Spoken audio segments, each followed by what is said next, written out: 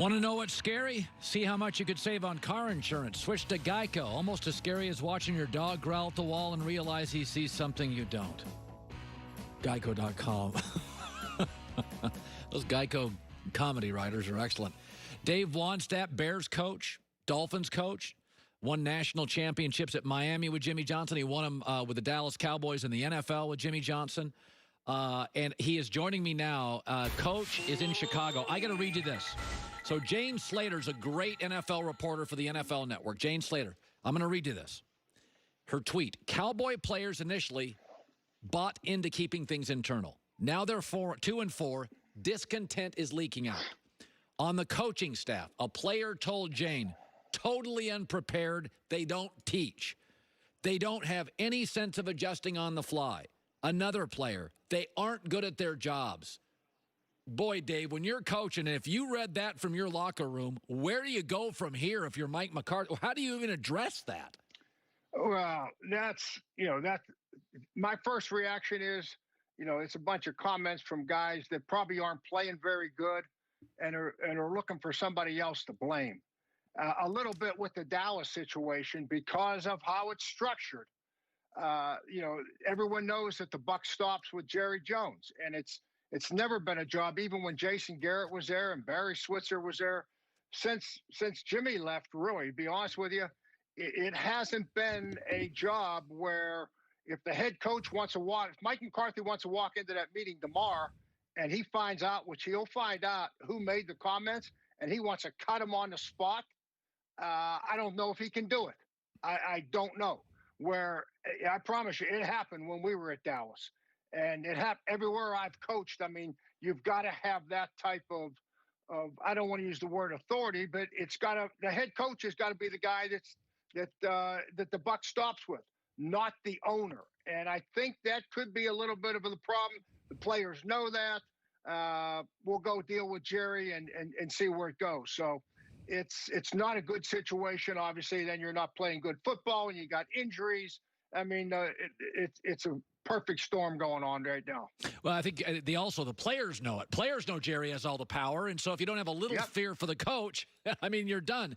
So very interesting. You coached Miami Dolphins, and it can be a very fickle sports town. But Ryan Fitzpatrick, the last 2 weeks, has played great football, and they're now going to have Tua start.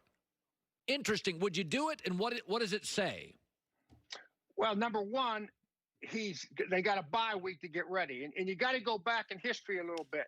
Chan Gailey, the offensive coordinator. Chan was with me.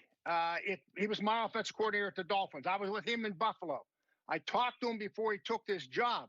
I think the real reason that he took the job was because of Ryan Fitzpatrick. Ryan was our quarterback at Buffalo. Fitzy goes to the Jets with Todd Bowles. Chan goes to the Jets. So I think that Fitz had a good year last year, and you got to think how you got to see the big picture here. He has a good year last year. Brian Flores, the head coach, is talking to Fitz. We're going to draft a quarterback, Fitz. We want you to bring him along. Fitz is a great guy, absolutely. Then who are we going to hire that could tutor this young quarterback? Fitz probably says the best quarterback coach I've ever been around is Chan Gailey. Chan all of a sudden comes out of retirement. He's back. And I promise you this, knowing Fitz personally, knowing Chan, this is going to be as positive a situation trying to get the young quarterback. Fitz will have as good an attitude not starting as he would starting. I really believe that.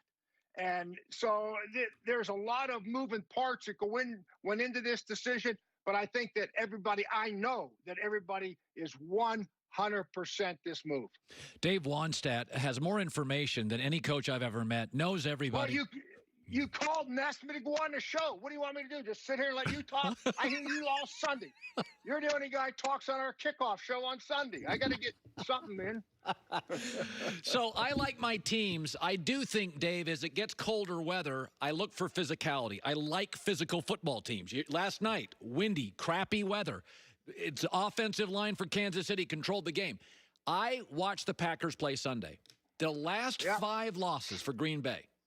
That game against Tampa, 2 against San Francisco, Eagles-Chargers last year. The last 5 times they've gotten into a fist fight, a physical game, they've been rolled. I mean, that to me looks like who they are. They're great with a lead. They're great when they're comfortable. But to me, it looks like the way to beat Green Bay is punch them right in the neck and get physical with them. And that's what it looks like to me, is they're a front-running, finesse, play with a lead team. Is that fair? No, I don't. I disagree. I hear what you're saying, but I've seen them come from behind. I really think that they thought it was going to be a little bit easier. And let's look at what Tampa did. 0 penalties, 0 turnovers, 0 sacks. If Tampa did that against the Bears the week before, the results might have been the same. And I'm a Bears fan, you know that. But so my point is that Tampa played flawlessly. They were more ready to play. I heard comments from the head coach at Green Bay and Aaron Rodgers after the game. They were disappointed. They did not like their preparation going into the week. So I think I'm not as hard. I like Green Bay. I like Green Bay to win because at least I think they can run the ball and play good defense. Chicago's right on their heels. It's going to be, they've got to play them twice. You know, I got to see the Bears run the ball. You talk about cold weather. I'm sitting here in a sweatshirt. Okay. It's I mean, it's going to be cold and the Bears are going to have to run the ball against some of these teams. So we'll see what happens, but I still like Green Bay to win the division. So who's the best team?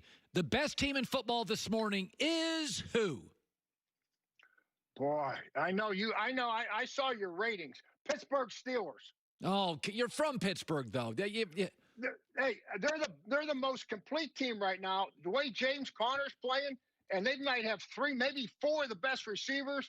Big Ben's playing, and then we saw the numbers. You did a great job. You and Joy did a great job of putting up those Steeler numbers up there. I know where Joy's from Pittsburgh also. And it's I like Pittsburgh right now. I think they're the team to beat. Yeah, they got a bunch of that Claypool kid, Minkah Fitzpatrick. Oh. Boy, how about Minkah Fitzpatrick, Coach? Did you ever bring a guy on when you were with any of your teams and they made a trade for him and he came on, and if day one, he's a total playmaker. I mean, in your career, did you ever make a trade for a guy, bring him in to a new system, and he made an impact immediately? Probably Ricky Williams would be the only one that I could think of at the Dolphins when we traded for him, but not a defensive back. I mean, that's almost unheard of, you know, and he's done it consistently, and boy, the teams feed off him. It's really amazing. It is. Dave Wannstedt, Bears, Dolphins, Pitt head coach, national titles at Miami, Super Bowl champ with the Cowboys. Great seeing you, Coach, and we will talk soon. Okay, see you Sunday. You bet. Dave Wannstedt has more connections on that Sunday show. He has more connections than any football person I've ever met. He has coached Pitt, Miami, Cowboys, Dolphins, Bears. He does radio hits all week. He knows everybody. Yeah. I mean, honest to God, I will ask Dave Wannstedt. He and Jimmy Johnson, I would pay money to be a fly on the wall when they're drinking Heinekens. They know everybody. I can ask Jimmy Johnson about a random offensive line coach in the Big 12, and he'll be like, oh, yeah, I hired him back at Oklahoma State. He had trouble with this. He was really good at this. You know, he's good friends with – it's incredible. As somebody who grew up loving football, you're like, he knows everybody. It'd be like sitting down with Joe Torre in baseball. You know, he's been a broadcaster, National League, American League, and you're like, man, this guy knows every – and Dave's such a likable guy like a Joe Torre that he makes friends with everybody he works with. So I love bringing him on the show. He is so good. So A-Rod's going to be joining us last hour of the show. Upgrade to wiper blades that are good in bad weather, available at Walmart. They're called Michelin Endurance XT Silicone Wiper Blades, only at Walmart. By the way, Joy talked about this earlier. This is insane. The Eagles' Zach Ertz is going to be out a month, and Miles Sanders is out against the Giants. We give, every time Drew Brees loses, well, he doesn't have Michael Thomas.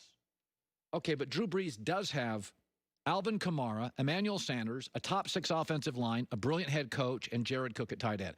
Every time Julio Jones is hurt. Well, Matt Ryan doesn't have Julio Jones.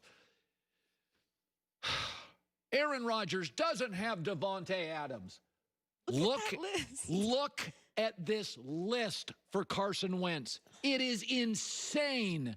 And I by the way, when Devontae Adams is out, I do think it's harder for Aaron Rodgers. And when Julio Jones is out or Michael Thomas is out, This is insane. That's the whole starting team out, and they almost beat the Ravens. People just make decisions. It's like Andrew Luck. He went 11-5, 11-5, 11-5 with one elite corner. They had a kicker, a corner, and Andrew Luck, and they kept winning 11 games a year. You can't do that in this league. You can't win 11 games with no Pro Bowlers, a horrible offensive line. But you decided he was overrated. And people have just decided with Carson Wentz, hey, he doesn't win enough big games. It's insane. Put that out one more time. For our radio audience that can't see this, Miles Sanders, Zach Ertz, Dallas Goedert, Alshon Jeffrey, Deshaun Jackson, Jalen Reagor, Lane Johnson, Andre Dillard, Jason Peters, Brandon Brooks. Out. It's like a good pitcher. Out. Insane. That's why I like Carson Wentz and Andrew Luck. What do you overcome? Hour 3, A-Rod in L.A. coming up next.